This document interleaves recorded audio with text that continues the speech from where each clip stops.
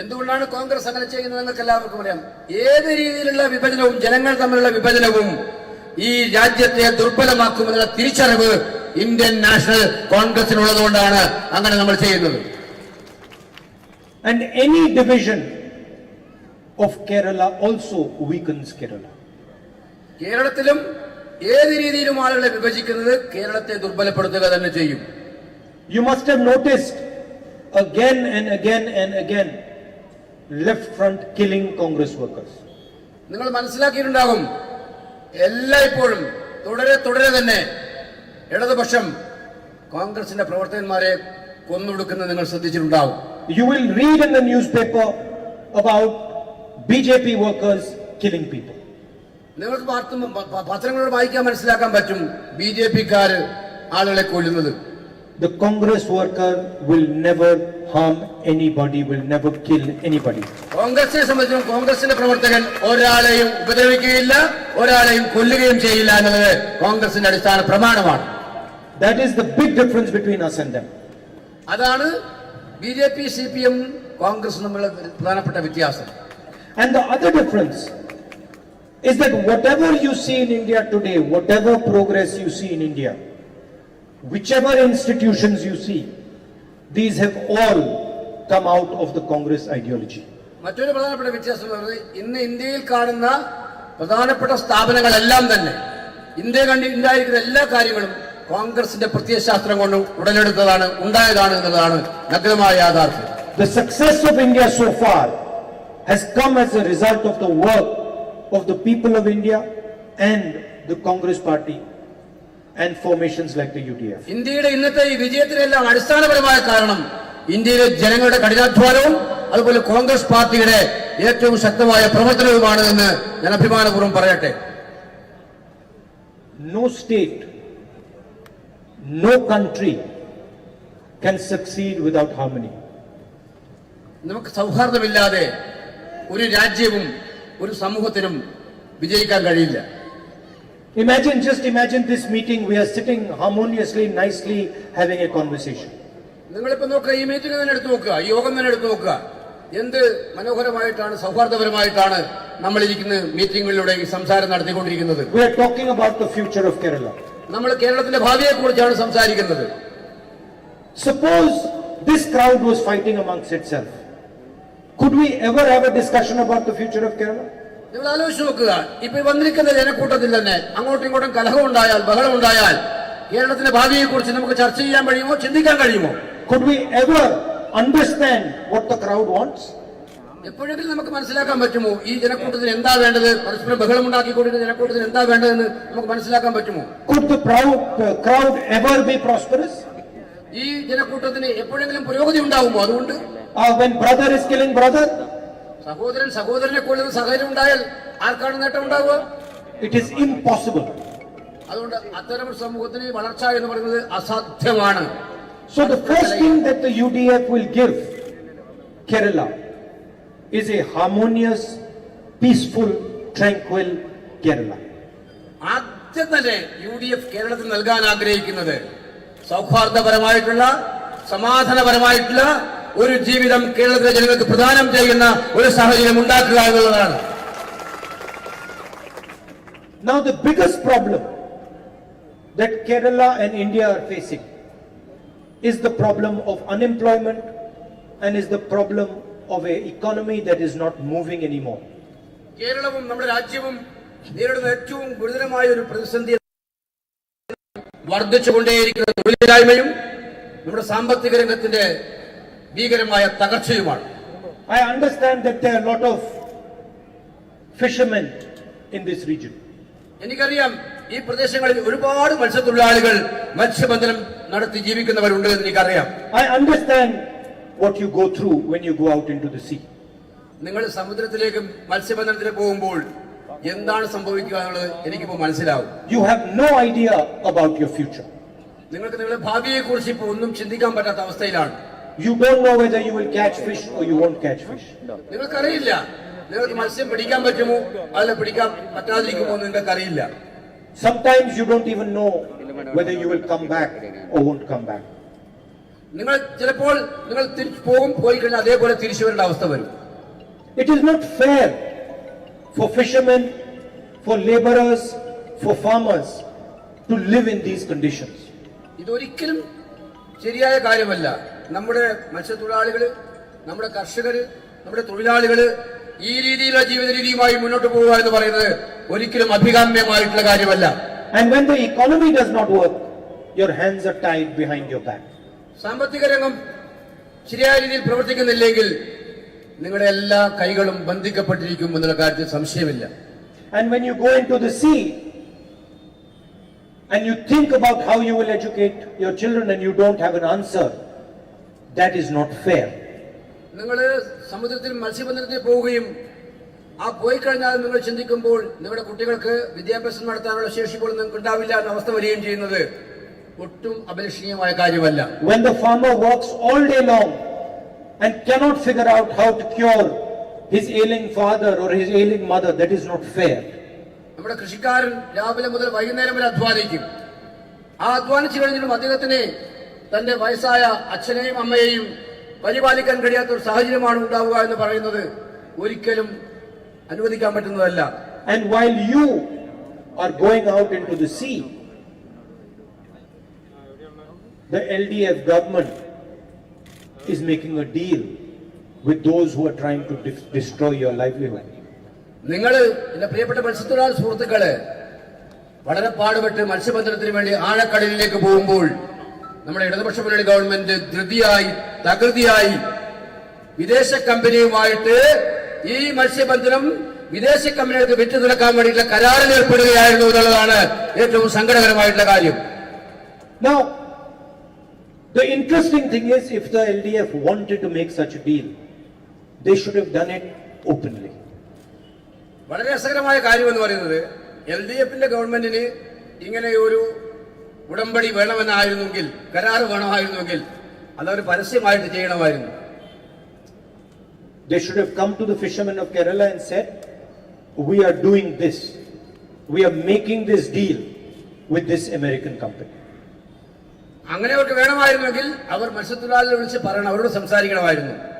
American കമ്പനിയുമായിട്ട് ഞങ്ങൾക്ക് ഇങ്ങനെ ഒരു കരാർ ഉണ്ടാക്കേണ്ട കാര്യമുണ്ട് എന്നുള്ള കാര്യം പറയണമായിരുന്നു.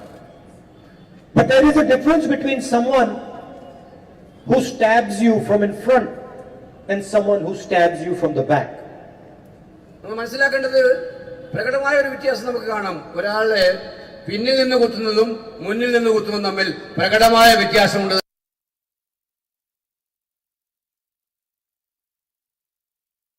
And silently try to stab you in the back. ഇടതുപക്ഷ മുന്നണി ഗവൺമെന്റ് മത്സ്യബന്ധന മേഖല അമേരിക്കൻ കമ്പനിക്ക് വിൽക്കാനുള്ള തീരുമാനമെടുത്തതിലൂടെ വളരെ വളരെ ശാസ്ത്രീയമായി അവർ മത്സ്യത്തൊഴിലാളികളെ പിന്നിൽ നിന്നാണ് കുത്തിയിരിക്കുന്നത് എന്നുള്ളതാണ് ഇവിടെ എടുത്തു പറയേണ്ട കാര്യം. And this shows their intention towards you.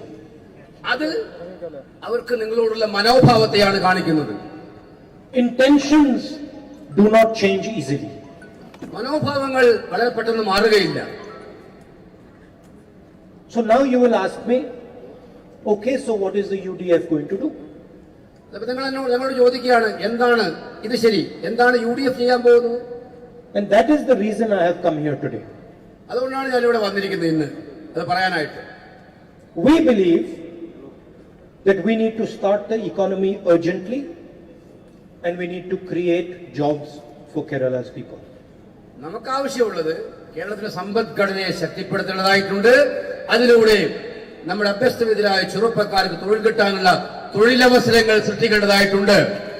So a farmer, a fisherman, a laborer has options for his children. അതുകൊണ്ട് കൃഷിക്കാർക്കും അതുപോലെ തൊഴിലാളികൾക്കും ഒക്കെ തന്നെ മത്സ്യത്തൊഴിലാളികൾക്കും ഒക്കെ തന്നെ അവരുടെ കുട്ടികളെ അവർക്ക് എങ്ങനെ മുന്നോട്ട് കൊണ്ടുപോകുന്നതിനെ കുറിച്ചുള്ള ഒരുപാട് സാധ്യതകൾ തുറന്നു കിട്ടും. If a fisherman wants his son to be a fisherman, we are not against him. ഒരു മത്സ്യത്തൊഴിലാളിയുടെ മകൻ മത്സ്യത്തൊഴിലാളി ആകണമെന്ന് ആ മത്സ്യത്തൊഴിലാളി ആഗ്രഹിക്കുന്നത് അതിന് നമ്മൾ എതിരല്ല. But we would like to give the fisherman's son different opportunities. മത്സ്യത്തൊഴിലാളിയുടെ മകനെ മറ്റു സാധ്യതകൾ നൽകുന്നതിനാണ് നമുക്ക് താല്പര്യമുള്ളത്. Different options.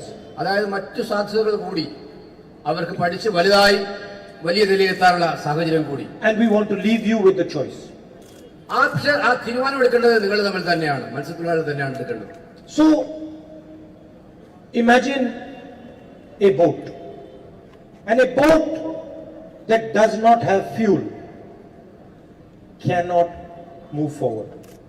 നിങ്ങൾ ഒന്ന് ആലോചിച്ച് നോക്കുക, ഒരു ബോട്ടുണ്ട്, മത്സ്യബന്ധനത്തിന് പോകുന്ന ബോട്ട്. പക്ഷെ ബോട്ടിൽ എണ്ണ ഇല്ലെങ്കിൽ ആ ബോട്ട് മുന്നോട്ട് നീങ്ങില്ല. No matter what you do, if the outboard engine does not have fuel in it, it is not going to start. എന്ത് തന്നെ ആയാലും ഔട്ട്ബോർഡ് എഞ്ചിനിൽ ഇന്ധനമില്ലെങ്കിൽ ആ ബോട്ട് മുന്നോട്ട് പോവുകയില്ല. That is the current condition of the Kerala economy. അതാണ് ഇന്നത്തെ കേരളത്തിലെ സമ്പദ്ഘടനയുടെ സ്ഥിതിവിശേഷം എന്ന് പറയാൻ ഞാൻ ആഗ്രഹിക്കുകയാണ്. It is like a boat in the middle of the sea with no fuel.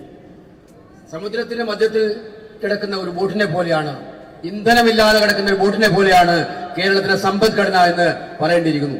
The chief minister keeps trying to start the outboard engine, nothing happens. നമ്മുടെ മുഖ്യമന്ത്രി ആ ബോട്ടിനെ എഞ്ചിൻ സ്റ്റാർട്ട് ചെയ്യാൻ വേണ്ടി പരിശ്രമിച്ചുകൊണ്ടിരിക്കുന്നുണ്ട്, പക്ഷേ ആ ബോട്ട് മുന്നോട്ട് നീങ്ങുകയില്ല. Sometimes he opens Karl Marx's book and he looks inside for the answer. The book has no answer. ചിലപ്പോൾ അദ്ദേഹം കാർൽ മാർക്സിന്റെ പുസ്തകം നോക്കും ഉത്തരം കിട്ടാൻ, പക്ഷെ കാർൽ മാർക്സിന്റെ പുസ്തകത്തിലും അദ്ദേഹത്തിന് ഉത്തരം കിട്ടില്ല എന്നുള്ളതാണ് യാഥാർത്ഥ്യം. So what is the fuel for the economy? എന്താണ് സമ്പദ്ഘടനയുടെ ഇന്ധനം എന്ന് പറയുന്നത്? Diesel is fuel for the boat. What is the fuel for the economy? ബോട്ടിനെ സംബന്ധിച്ചിടത്തോളം ഡീസലാണ് ഇന്ധനം. സമ്പദ്ഘടനയെ സംബന്ധിച്ചിടത്തോളം എന്താണ് ഇന്ധനം? The fuel for the economy, brothers and sisters, is money in your hands. സമ്പദ്ഘടനയുടെ ഇന്ധനം എന്ന് പറയുന്നത്, പ്രിയപ്പെട്ട സഹോദരി സഹോദരന്മാരെ, അത് നിങ്ങളുടെ കയ്യിൽ പണം എത്തിക്കുക എന്നുള്ളതാണ് സമ്പദ്ഘടനയുടെ ഇന്ധനം എന്ന് പറയുന്നത്. If the people of Kerala do not have money in their hands, Kerala will be like a boat in the middle of the sea without fuel in the engine. കേരളത്തിലെ ജനങ്ങളുടെ കയ്യിൽ പണമില്ലാത്തൊരു സാഹചര്യം ഉണ്ടാവുക എന്ന് പറഞ്ഞാൽ അതിനെ ഉപമിക്കാൻ പറ്റുന്നത് സമുദ്രത്തിന്റെ നടുവിൽ ഇന്ധനമില്ലാതെ ഒരു ബോട്ട് കിടക്കുന്നത് പോലെയാണ്. It will move with the sea, it will have no direction. ഒരു ദിശാബോധവും ഇല്ലാതെയാണ് ആ സമുദ്രത്തിൽ അത് നീങ്ങുക, മുന്നോട്ട് നീങ്ങുക. So that is why the UDF is going to put fuel into the economy. അതുകൊണ്ടാണ് ഐക്യജനാധിപത്യ മുന്നണി സമ്പദ്ഘടനയിൽ ഇന്ധനം നിറക്കാൻ തീരുമാനിച്ചിരിക്കുന്നത്. And we are not going to put few drops of fuel. We are going to put massive amount of fuel into the engine. നമ്മൾ കുറച്ച് തുള്ളികളായിട്ട് ആ ഇന്ധനം ഒഴിക്കാനല്ല ആഗ്രഹിക്കുന്നത്, അത് കാര്യമായ രീതിയിൽ തന്നെ ഇന്ധനം സമ്പദ്ഘടനയിൽ നിറക്കാനാണ് ഐക്യജനാധിപത്യ മുന്നണി ആഗ്രഹിക്കുന്നത്. Our idea is very simple. It is called Nyay Yojana. അതിനെ ലളിതമായ അർത്ഥത്തിൽ പറഞ്ഞാൽ ന്യായ് പദ്ധതി എന്ന് പറയും. And every fisherman, every farmer, every laborer should understand the revolutionary idea that the UDF is going to attempt. എല്ലാ മത്സ്യത്തൊഴിലാളിയും എല്ലാ കൃഷിക്കാരും എല്ലാ തൊഴിലാളികളും മനസ്സിലാക്കണം, വിപ്ലവകരമായിട്ടുള്ള ഒരു പദ്ധതിയുമായിട്ടാണ് ഐക്യജനാധിപത്യ മുന്നണി നിങ്ങളുടെ മുന്നിലേക്ക് കടന്നു വന്നിരിക്കുന്നത്. For the first time in this state's history, in 3,000 years, we are going to guarantee a minimum income for every person in Kerala. കേരളത്തിന്റെ ചരിത്രത്തിൽ ആദ്യമായി ഇവിടെ ഓരോ പൗരനും ഓരോ പാവപ്പെട്ടവനും ചുരുങ്ങിയ വരുമാനം ഉറപ്പാക്കുന്ന ഒരു പദ്ധതിയാണ് ഐക്യജനാധിപത്യ മുന്നണി പ്രഖ്യാപിക്കാൻ പോകുന്നത്. 6,000 rupees a month, 72,000 rupees a year will go directly into every poor person's bank account. 6,000 രൂപ ഒരു മാസം, അങ്ങനെ 72,000 രൂപ ഒരു വർഷം ഓരോ പാവപ്പെട്ടവന്റെയും ബാങ്ക് അക്കൗണ്ടിലേക്ക് എത്തിക്കുക എന്നുള്ള ദൗത്യമാണ് ഐക്യജനാധിപത്യ മുന്നണി നടത്താൻ പോകുന്നത്. And it will continue to go into his bank account until that person is out of poverty. ദാരിദ്ര്യത്തിൽ നിന്നും അദ്ദേഹം മോചനം തരുന്നത് വരെ ഈ പണം അദ്ദേഹത്തിന്റെ ബാങ്ക് അക്കൗണ്ടിലേക്ക് പോയിക്കൊണ്ടിരിക്കുക തന്നെ ചെയ്യും. Every month, every single poor person in Kerala will find 6,000 rupees automatically in his bank account. എല്ലാ മാസവും ഓരോ പാവപ്പെട്ടവരും അവർക്ക് കാണാൻ കഴിയും അവരുടെ ബാങ്ക് അക്കൗണ്ടിലേക്ക് 6,000 രൂപ മിനിമം ഉണ്ടാകുന്ന ഒരു സാഹചര്യം അവർക്ക് മനസ്സിലാക്കാൻ കഴിയും. And the moment we put this fuel in the tank, the magic will start. ഈ 6,000 രൂപ വെച്ച് മാസം കൊടുക്കുന്ന കാര്യം ആരംഭിക്കുമ്പോൾ തന്നെ നിങ്ങൾക്ക് മനസ്സിലാക്കാൻ പറ്റും മാന്ത്രിക വിദ്യ ആരംഭിക്കുകയാണ്. I will explain the magic to you. ആ മാന്ത്രിക വിദ്യ നിങ്ങളോട് ഞാൻ വിശദീകരിച്ചു തരാം. Millions of people in Kerala will have money in their pocket. ദശലക്ഷക്കണക്കിന് ആളുകൾക്ക് അവരുടെ കീശയിൽ പണം ഉണ്ടാവുക. There will be no bank account that is empty. ഒരു ബാങ്ക് അക്കൗണ്ട് പോലും ശൂന്യമാകുന്ന ബാങ്ക് അക്കൗണ്ട് അപ്പോൾ കേരളത്തിൽ ഉണ്ടാവില്ല. These people will start to go and buy things. അപ്പൊ അങ്ങനെ കയ്യിൽ പണമുള്ളവർ കടകളിൽ പോകും, സാധനങ്ങൾ വാങ്ങാൻ തുടങ്ങും. Someone will buy medicine, someone will buy shoes, somebody will buy a shirt, somebody will buy glasses. ചിലര് വാങ്ങും, മരുന്ന് വാങ്ങും, ചിലര് ഷൂ വാങ്ങും, ചിലര് ഗ്ലാസസ് വാങ്ങും, മറ്റു പല സാധനങ്ങൾ വാങ്ങും. This will create massive demand for those products. അപ്പൊ ഇങ്ങനെ എല്ലാവരും ഇത്തരം സാധനങ്ങൾ വാങ്ങാൻ ഇറങ്ങിയാൽ സാധനങ്ങൾക്ക് ആവശ്യം വർദ്ധിക്കും. When there is massive demand for those products, people are going to start producing those products. ഈ സാധനങ്ങളുടെ ആവശ്യം വർദ്ധിക്കുമ്പോൾ സ്വാഭാവികമായിട്ടും ഇത്തരം സാധനങ്ങൾ, ജനങ്ങൾക്ക് ആവശ്യമുള്ള സാധനങ്ങൾ കൂടുതൽ ഉൽപ്പാദിപ്പിക്കേണ്ട ആവശ്യകത നമ്മുടെ നാട്ടിലുണ്ടാകും.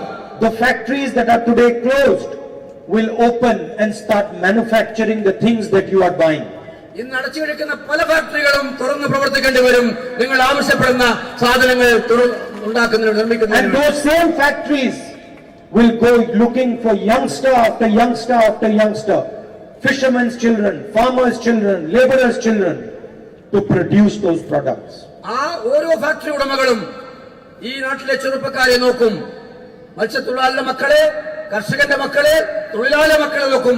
ആ ഫാക്ടറിയിൽ ജോലി കൊടുക്കാനും ഉൽപാദനം വർദ്ധിപ്പിക്കാനും അവിടെ നോക്കുന്ന ഏറ്റവും നല്ല ഒരു സാഹചര്യം അപ്പോൾ ഉണ്ടാവും. And the ship will start moving forward. അങ്ങനെ നമ്മളെ ബോട്ട് സമുദ്രത്തിനകത്ത് ഇന്ധനമില്ലാതെ കിടന്നിരുന്ന ബോട്ട് പോലെയുള്ള ബോട്ട്, സാമ്പത്തികം എന്ന ബോട്ട് നീങ്ങിക്കൊണ്ടിരിക്കും, മുന്നോട്ട് നീങ്ങും. So brothers and sisters, Nyaya Yojana is going to solve 3 problems. പ്രിയപ്പെട്ട സഹോദരന്മാരെ, ന്യായ പദ്ധതി എന്ന് പറയുന്നത് 3 പ്രശ്നങ്ങൾ അങ്ങനെ പരിഹരിക്കും. First, it is going to solve the problem of poverty. ദാരിദ്ര്യത്തിന്റെ പ്രശ്നം പരിഹരിക്കും. ഒന്നാമത്തെ കാര്യം, There will be no poor people left in Kerala after Nyaya. ന്യായ പദ്ധതിക്ക് ശേഷം കേരളത്തിൽ ദാരിദ്ര്യം അനുഭവിക്കുന്ന ജനങ്ങൾ ഉണ്ടാകില്ല എന്നുള്ള കാര്യം അടിവരയിട്ട് പറയാൻ നമുക്ക് കഴിയും. And anybody who remains will have access to Nyaya. ആരെങ്കിലും പക്ഷെ ബാക്കിയുണ്ടെങ്കിലും അവർക്ക് ഈ ന്യായ പദ്ധതിയുടെ ആനുകൂല്യം ലഭിക്കാനുള്ള സാഹചര്യം ഉണ്ടാകും. Automatically. അത് തീർച്ചയായും ഉണ്ടാവും. അത് The second problem Nyaya Yojana is going to solve is the problem of unemployment. രണ്ടാമത്തെ പ്രശ്നം ന്യായ പദ്ധതിയിലൂടെ പരിഹരിക്കാൻ കഴിയുന്നത് തൊഴിലില്ലായ്മയാണ്. And the third problem Nyaya Yojana is going to solve is the economic problem that is present in Kerala. മൂന്നാമത്തെ കാര്യം നാം പരിഹരിക്കാൻ പോകുന്നത് കേരളം ഇന്ന് നേരിട്ടുകൊണ്ടിരിക്കുന്ന സാമ്പത്തിക പ്രതിസന്ധി പരിഹരിക്കാനും ഈ പദ്ധതിയിലൂടെ കഴിയും എന്നുള്ളതാണ്. So we come with intelligent solutions. വളരെ ബുദ്ധിപരമായിട്ടുള്ള ഒരു പരിഹാരവുമായിട്ടാണ് നമ്മൾ ജനങ്ങളുടെ അടുത്തേക്ക് വന്നിരിക്കുന്നത്. We don't look at Mr. Karl Marx's book to find these solutions. ഞങ്ങൾ കാർൽ മാർക്സിന്റെ പുസ്തകം നോക്കിയിട്ടല്ല ഈ പരിഹാരം കാണാൻ ഉദ്ദേശിക്കുന്നത്. We look to you to find these solutions. ഞങ്ങൾക്കറിയാം, ഞങ്ങൾ വിശ്വസിക്കുന്നത് നിങ്ങളിലാണ്. നിങ്ങളിൽ നിന്ന് ഈ പ്രശ്നങ്ങൾക്ക് പരിഹാരം കാണാൻ കഴിയുമെന്നുള്ളതാണ് ഞങ്ങൾ വിശ്വസിക്കുന്നത്. We ask you, tell us what we should do. നമ്മൾ നിങ്ങളോട് ചോദിച്ചു, എന്താണ് നമ്മളെന്നും പ്രതീക്ഷിക്കുന്നത് എന്നുള്ള കാര്യം നിങ്ങളോട് ഞങ്ങൾ ചോദിച്ചു. We appeal not to the intelligence of one man, but to the intelligence of the people of Kerala. നമ്മൾ ഏതെങ്കിലും ഒരാളുടെ ബുദ്ധിശക്തിയെയല്ല ചോദിച്ചത്. നമ്മളെ കേരളത്തിലെ ജനങ്ങളുടെ എല്ലാവരുടെയും ബുദ്ധിശക്തിയോടാണ് ചോദിച്ചത്, എന്താണ് നിങ്ങൾക്ക് വേണ്ടത്. Now you must have noticed that in my speech I did not spend a lot of time attacking the left front. നിങ്ങളുടെ ശ്രദ്ധിച്ചിട്ടുണ്ടാകും, എന്റെ ഈ പ്രസംഗത്തിലൊന്നും ഞാൻ ഇടതുപക്ഷത്തെ കടന്നാക്രമിക്കാനുള്ള സമയം ഉപയോഗിച്ചിട്ടില്ല. I didn't tell you that this is what they did wrong, this is what they did wrong, this is what they did wrong. ഇത് ചെയ്തില്ല, അത് ചെയ്തില്ല, ഇത് ചെയ്തില്ല എന്നൊന്നും പറഞ്ഞ് അവരെ കുറ്റപ്പെടുത്താനല്ല എന്റെ സമയം ചെലവഴിക്കാൻ ഞാൻ ആഗ്രഹിക്കുന്നത്. You know those things better than me. നിങ്ങൾക്കറിയാം ഇവരെന്ത് ചെയ്യാത്തതുണ്ട്, ഇവരെ ഈ രാജ്യത്ത് എന്തൊക്കെ ചെയ്തിട്ടില്ല എന്നുള്ള കാര്യങ്ങളൊക്കെ അതിനെ ഏറ്റവും നന്നായി അറിയാവുന്നത് നിങ്ങൾക്ക് എല്ലാവർക്കുമാണ്, നിങ്ങൾക്ക് ഓരോരുത്തർക്കുമാണ്. I have come with a proposal for the future ഭാവിക്ക് വേണ്ടിയിട്ടുള്ള ഒരു പദ്ധതിയുമായിട്ടാണ് ഞാൻ വന്നിരിക്കുന്നത്. that addresses the major problems you are facing. നിങ്ങളുടെ പ്രധാനപ്പെട്ട, നിങ്ങൾ നേരിട്ടുകൊണ്ടിരിക്കുന്ന പ്രധാനപ്പെട്ട പ്രശ്നങ്ങൾക്ക് പരിഹാരം ഉണ്ടാക്കാൻ വേണ്ടിയുള്ള ഒരു സന്ദേശവുമായിട്ടാണ്. 90% of my speech was about the future. എന്റെ പ്രസംഗത്തിന് 90% നിങ്ങൾ ശ്രദ്ധിച്ചാൽ മനസ്സിലാകും നമ്മുടെ ഭാവിയെ കുറിച്ചാണ് ഞാൻ പറയാറുള്ളത്. Now after this meeting I would like you to go and ask the left front about the future. ഈ യോഗം കഴിഞ്ഞ് നിങ്ങൾ ഇടതുപക്ഷക്കാരോട് ചോദിക്കുക, അവർക്ക് നമ്മുടെ നാടിന്റെ ഭാവിയെ കുറിച്ച് ചെയ്യാനുള്ള എന്ത് ആശയമാണ് ഉള്ളത് അവരുടെ കയ്യിൽ. Tell them that the Congress party has come, the UDF has come with a concrete solution. അവരോട് പറയുക, കോൺഗ്രസ് പാർട്ടി UDF വ്യക്തമായിട്ടുള്ള ഒരു പദ്ധതിയുമായിട്ട് മുന്നോട്ട് വന്നിരിക്കുന്നു. Clear numbers, 6,000 rupees a month, 72,000 rupees every year for every poor person. വളരെ ലളിതം. 6,000 രൂപ മാസം, അങ്ങനെ 72,000 രൂപ കൊല്ലം, എല്ലാ പാവപ്പെട്ടവന്റെയും കൈകളിൽ എത്തിക്കുന്ന പദ്ധതി. And ask them for their proposal. അവരോട് ചോദിക്കുക, അവരുടെ പദ്ധതി എന്താണ്? നമ്മൾ ഈ പദ്ധതി മുന്നോട്ട് വെക്കുമ്പോൾ അവർക്ക് എന്ത് പദ്ധതിയാണ് മുന്നോട്ട് വെക്കാനുള്ളതെന്ന് അവരോട് ചോദിക്കൂ. Ask them, how are you going to address the problem of unemployment and the problem of the economy, which is our most challenging problem. സമ്പദ്ഘടനയെ ശക്തിപ്പെടുത്താനും തൊഴിലില്ലായ്മ പരിഹരിക്കാനും ഇടതുപക്ഷത്തിന് എന്ത് പദ്ധതിയാണുള്ളത് എന്നുള്ളത് നിങ്ങൾ അവരോട് ചോദിച്ചു നോക്കുക. And I guarantee you, they will not have an answer. ഞാൻ നിങ്ങളോട് ഉറപ്പായിട്ട് പറയുന്നു, അവർക്ക് അതിനൊരു ഉത്തരം ഉണ്ടാകില്ല എന്നുള്ള കാര്യം ഞാൻ ഉറപ്പായിട്ട് പറയാൻ ആഗ്രഹിക്കുന്നു. There will be silence when you ask this question. അവിടെ നിശബ്ദതയായിരിക്കും നിങ്ങൾ ഈ ചോദ്യം ചോദിച്ചാൽ. We are very excited about the future of this state. കേരളത്തിന്റെ ഭാവിയെക്കുറിച്ച് ഒരുപാട് ഉത്കണ്ഠകൾ നമുക്കുണ്ട്. We believe that Kerala can show direction to the rest of India. നമ്മൾ വിശ്വസിക്കുന്നു ഇന്ത്യയുടെ മറ്റു സംസ്ഥാനങ്ങൾക്ക് കൂടി ദിശാബോധം നൽകാൻ കഴിയുന്ന ഒരു സംസ്ഥാനമാണ് കേരളം എന്നുള്ളത്. Your spirit of brotherhood, your history, your tradition, your respect towards women, these are things that can give direction to India. നിങ്ങളുടെ സഹോദര്യഭാവം, നിങ്ങളുടെ ചരിത്രം, നിങ്ങളുടെ സംസ്കാരം, നിങ്ങളുടെ സ്ത്രീകളോടുള്ള നിങ്ങളുടെ ഏറ്റവും വലിയ അനുഭാവപൂർണമായ നടപടികൾ, ഇതൊക്കെ കേരളം എന്ന് പറയുന്നത് മറ്റു രാജ്യത്തിനും മറ്റു സംസ്ഥാനങ്ങൾക്കും മാതൃകയാകുന്നതാണ്. This is an election for Kerala, but it is also an election for India. കേരളത്തിന്റെ ഒരു തെരഞ്ഞെടുപ്പാണ് ഇത്. അതുപോലെ തന്നെ കേരളത്തിന് പുറമെ നിങ്ങളുടെ ഈ പ്രദേശത്തിന്റെ ഒരു ഇലക്ഷൻ കൂടിയാണിത്. Through Kerala, we are going to show India that unity will defeat division every single time. Kerala ഈ തെരഞ്ഞെടുപ്പിലൂടെ കേരളം കാണിച്ചു കൊടുക്കാൻ പോകുന്നത്, നമ്മൾ പരാജയപ്പെടുത്തുന്നത് ഈ രാജ്യത്തെ വിഭജിക്കാൻ ശ്രമിക്കുന്ന ശക്തികൾക്ക് ഇവിടെ സ്ഥാനം ഉണ്ടാകില്ല എന്നുള്ള ഉച്ചസ്ഥിതിയുള്ള പ്രഖ്യാപനത്തോടുകൂടിയാണ്. So that is what I wanted to come and tell you today. Please support our candidates. നിങ്ങളെ നമ്മുടെ സ്ഥാനാർത്ഥികളെ സഹായിക്കണം.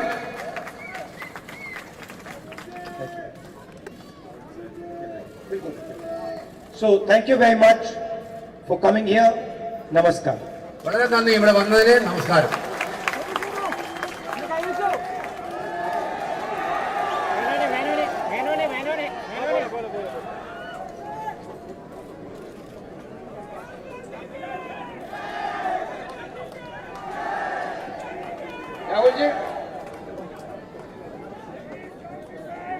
संगीत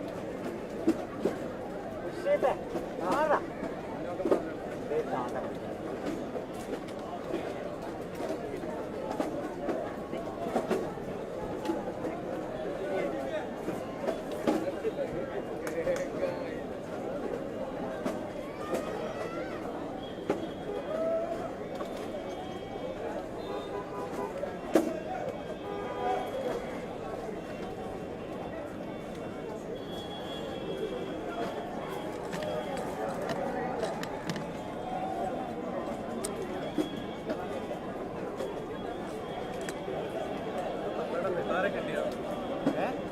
പിള്ളേരെ കിട്ടിയോ? അത് പിള്ളേരെ വിളിച്ച് അതേ പോകുന്നു തിരിച്ച്.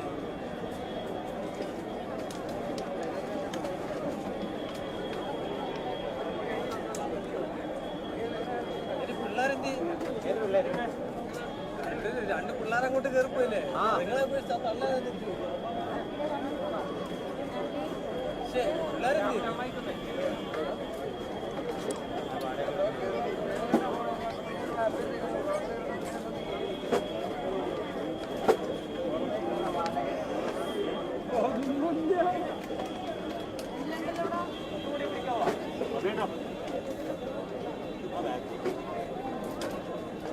ഞാൻ ഭയങ്കര കണക്ട്